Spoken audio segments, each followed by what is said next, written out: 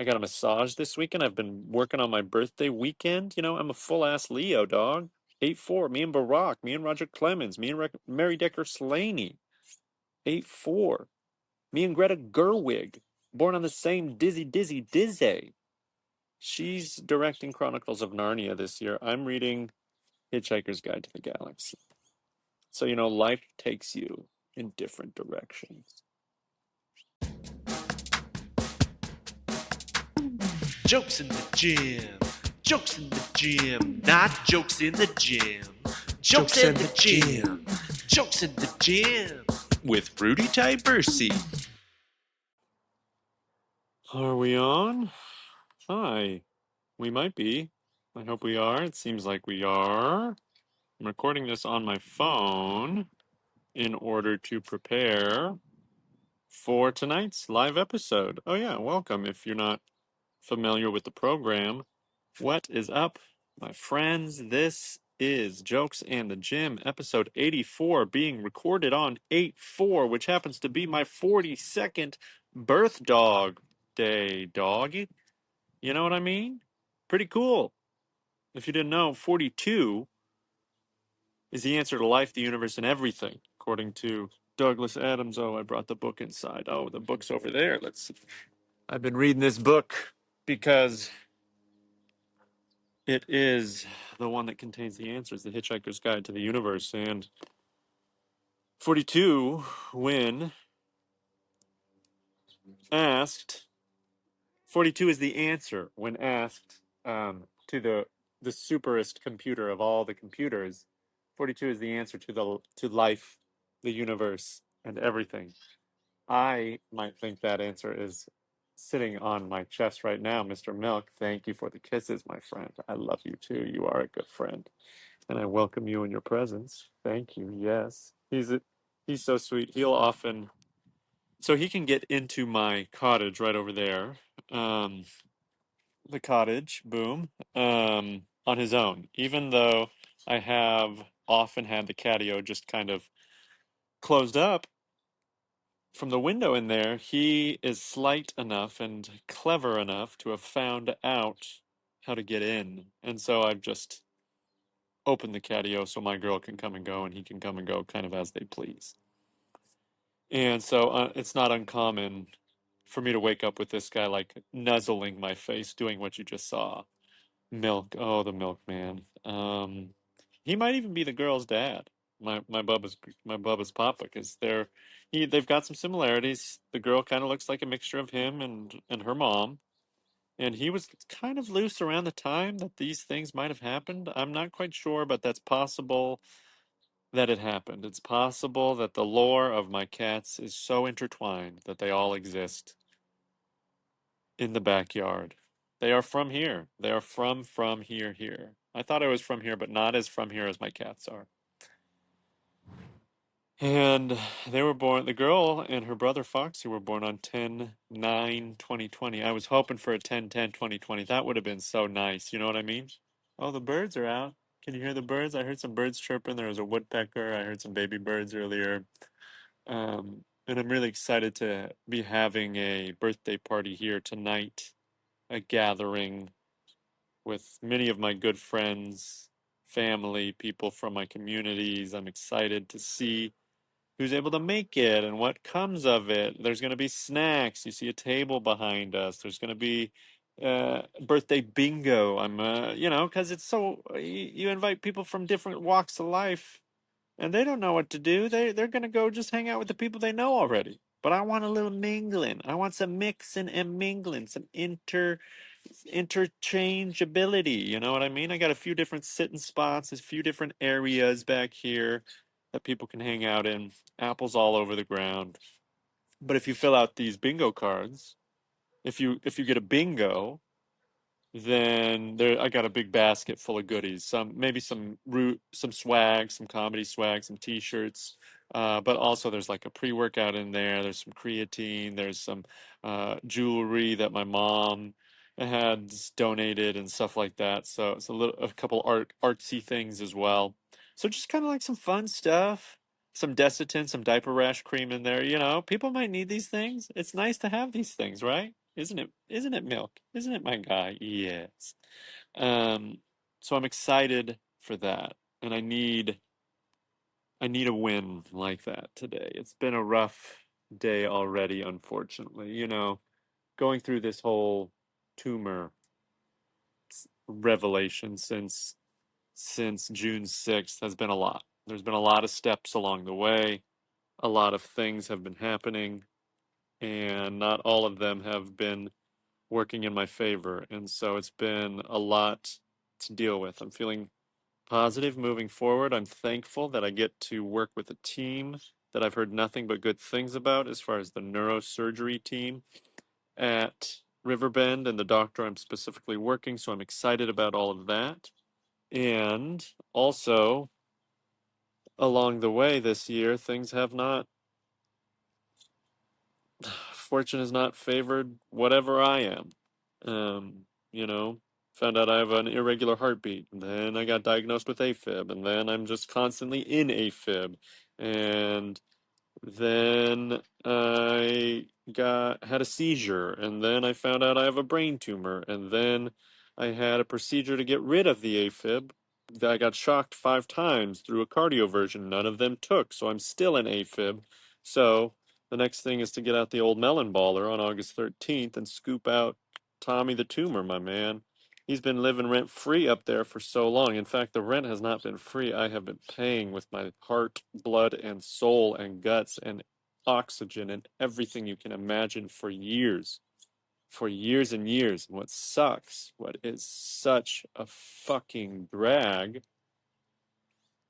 is that I had an MRI in March of 2020 by a shitty ENT who did not do his job, and there was a mass shown at that time. And when I went to the ER on June 6th of 2025 after my seizure, the doctor there, Dr. Bonar, doing his job, doing his work, said, "Well, you have a mass on your brain, but it hasn't grown much since 2020." And I'm like, that is the toughest sentence I've ever heard in my life. That is the roughest thing anyone has ever told me. You know what I mean? Like, I think, when you say "but," you're trying to soften the blow. You've got a mass on your brain, but I really like your hair. Like, could he have said anything else? No, he said, "But it hasn't grown much since 2020, huh?" And I didn't know that it was there in 2020. I had no idea. In fact, the ENT doctor, who sucks balls, said to me after the MRI, after he saw the MRI, he said, "Well, there's not really much I can do for you." He didn't say, "But you might want to try this procedure. You might want to go see another doctor. You might want to do this type of thing." He didn't say any of that. And I'd even worked with him about 18 years prior to get surgery on my septum done. When he first looked at it, he said, "Wow, that is the worst septum I've ever seen." He audibly gasped and said, "That's the worst I've ever seen." And I got a septoplasty, which did not fix the sniffer either. So I've been trying for literally decades to breathe out of my nose because I cannot. I have said to many, many people, I feel like I've been operating at about 2/3 capacity. This is for years and years. This is not just after the seizure. This has been my life for so long. I was able to maintain the only long-term steady job I've ever been able to have was at Seoul Women's University for 4 years because, and the first thing I tell everyone about that job is, it was so awesome because I never had to work more than 6 weeks consecutively without at least a week off. And that just speaks to how much I need rest. I've always known that. I've always said I needed rest. I need time off. I need to relax. I need to take breaks. And I just chalked it up to being a fucking whatever. Growing up in the 90s, it was all like no fear and like you pull yourself up by your bootstraps. Even if I'm not from that kind of family, I'm from a purple area in Eugene, Oregon. And I've been ostracized my entire life for being emotional, for being unable to focus, for being highly reactive. and so many other things. Okay. And so these are not things that I've just been finding out. I've been trying to figure out what the root of all this stuff was for so long. And it's pretty damn frustrating when I have sought out help repeatedly and consistently and it has not worked. You hear those birds? That's so nice. That's so nice. And so today I saw a lawyer and the statute for doctors in Oregon is 5 years. And my seizure happened 5 years and 3 months after the image was taken.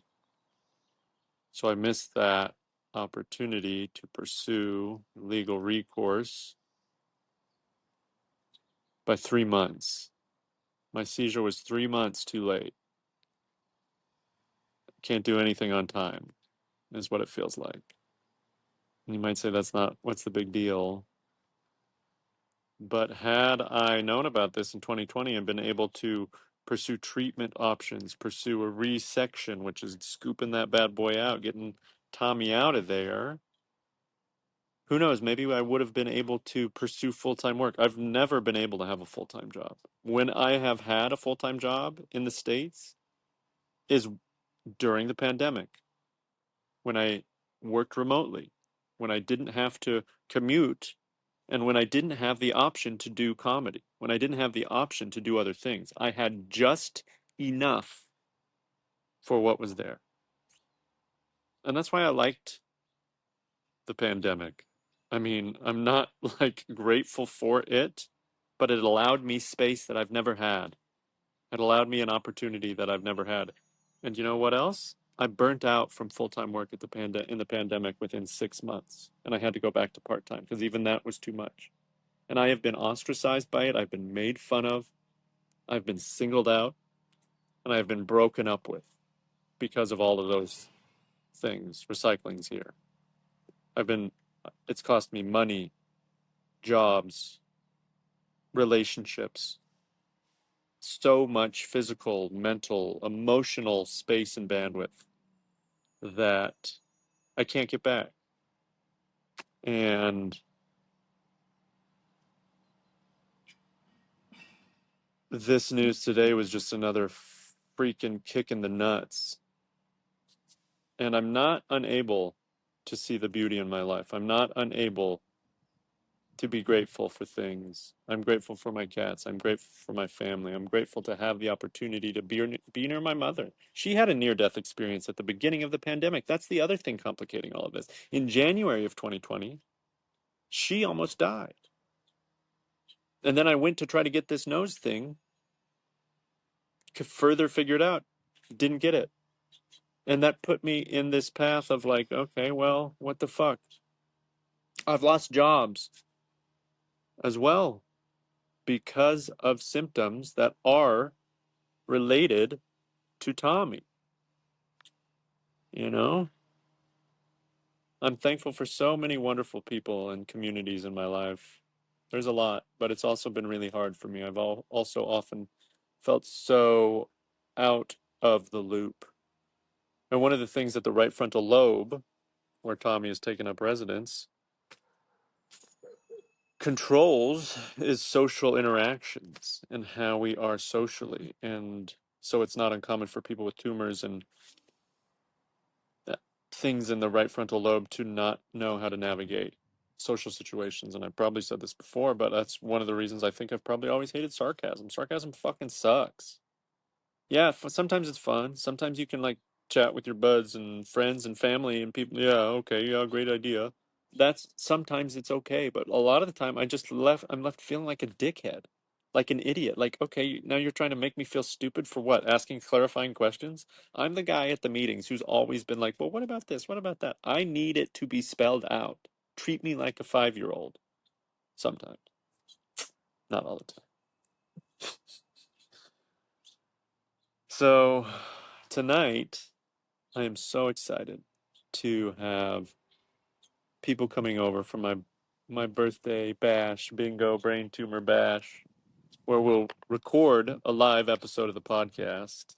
I'm not going to put that one out tomorrow, but I might revisit this week's before I publish tomorrow because it's going to be a blast. I'm excited to see.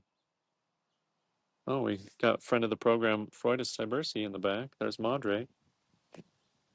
I'm excited to see who shows up and what we're able to do. I'm excited to have a live podcast. I've never had one of those, never recorded a live podcast myself. And I'm really, you know what? I love doing the pod. I love chatting. I love sharing. I love interviewing. I love one-on-one conversations. And tonight will be a one-on-some. It'll be interactive. There'll be different segments.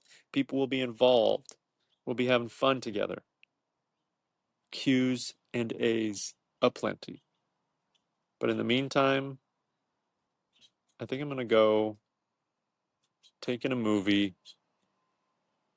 maybe see Superman to just get me some distance. See how a Kryptonian deals with getting fucking kicked in the face over and over again and come out on the other side just a little more ready to connect with others and face what can be challenging, but what is ultimately beautiful and connective and wonderful.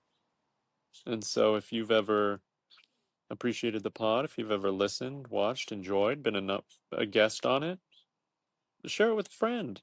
I encourage you to do that. If you know anybody who's gone through a brain tumor diagnosis, maybe share the last handful of episodes with them because I'm going through it and I'm pretty open about it. I invite questions. If you have any questions for me, feel free to reach out. Find me on the socials. Rudy Tyburcy, RUDYTYBURCZY.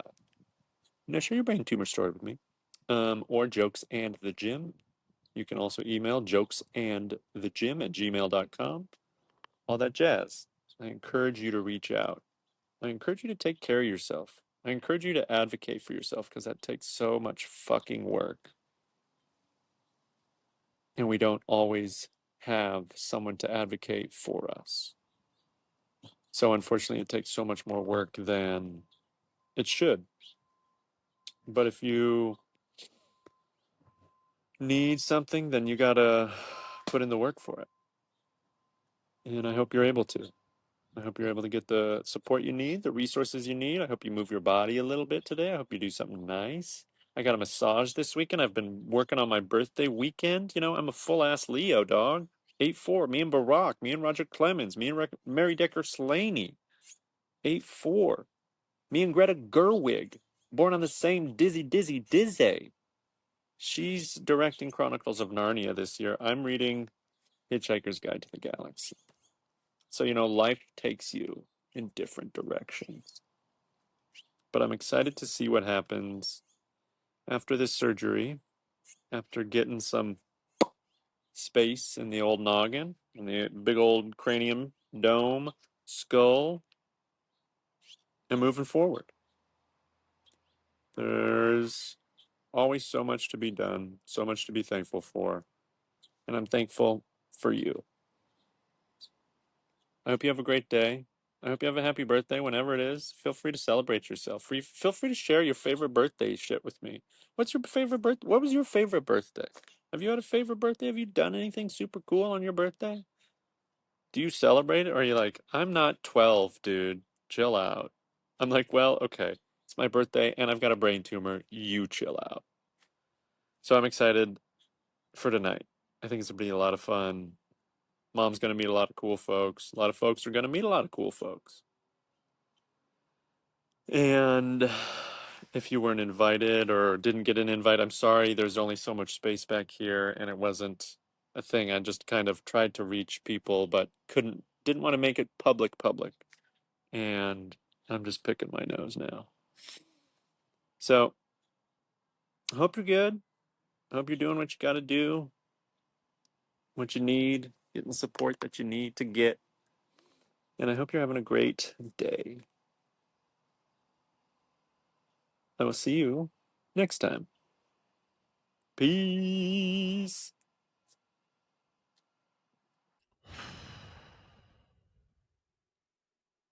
I just want to pop back on for a minute after the party. It's the day after birth dogging it, and it was awesome. It was so awesome. It was super meaningful. A lot of people showed up. I don't know. I'm going to do an unofficial count later, I'd guess around 40 or 50. I don't know. But between the beginning and the end of the party, people came from all over town. A few friends from Portland came down. Had such a blast. People brought awesome food. People loved the bingo. The bingo bonanza was a hit. I was so happy that it was a good way to break the ice for so many folks, and especially because there was such a varying bunch of age groups and a varying bunch of people groups. Friends from high school and childhood, mom's friends, neighborhood friends, Y friends, comedy friends, fitness friends. So many people that came and just spread really good vibes. It meant a lot. A couple clients came. Thanks, Nick. Shout out to Nick, friend of the program. Gonna train with him today. Excited for that. Excited to continue to prepare and wind down and wind up for the surgery in a week. But I just wanted to check in again after the party had been partied, after the day had been dayed. Started out pretty rough, pretty freaking rough and disappointing. And it got better. After I recorded the podcast in the morning, saw Superman, needed to get some space between me and that tough freaking AM. Then I went to a bookstore, went to Smith Family downtown, felt great. Got a book, friend Chelsea recommended, The Untethered Soul. I'm excited to dig into that baby. I was feeling pretty untethered yesterday, so I'm excited for what's to come. Then I got home and prepped for the party. Was taking a shower as the first guest arrived. Kai, shout out to my homie Kai from the Y. Then people just kept coming. Had a great time. Mom's domino friends, bunch of people. We'll see how the live recording sounds. I'm not positive it's going to sound great for next week's episode because that's when I'll release it and stuff. But I'm excited to dig into it a little more. But I hope you liked this week's episode and just a real conversation about some tough stuff. Anyways, if you wished me a happy birthday, if you came to the party, if you thought of me at all, I want to thank you so much. And even if you didn't, thanks for being you, for doing your stuff. My cats were here. People wanted to see more cats, but they're kind of nervous. They had 3 of my friends' sons came into the cottage to try to meet Frostner, but she was like, I've never seen this many people at once in my life. And she went and hid under the bed, which is fair. I get it. But she's here now. She's chilling. She's happy. Party went from 6 to 9. We crushed it. Had a blast. People from Fair, some Fair fam came. That was awesome. Mo, my co-MC at Fair, my understudy co-MC at Fair, Mo came and he rocked the partay, bringing the guitar vibes. He was one of the first people to speak in the podcast when I was asking for stories and interactions. It really meant a lot. So thanks to Mo. Thanks to Nick. Thanks to everybody who stopped by. It meant the world to me. And you'll know I will be hitting y'all up for rides because I can't be driving for 3 months after August 13th. August, September, November 13, 11/13, baby. That's when I'll be able to get behind the wheel. Feel the air in my hair. Something like that. But yeah, steps, taking so many steps. Hope you're taking a few, even if that steps is rest. I love ya. Keep fucking rocking it. We'll see you soon.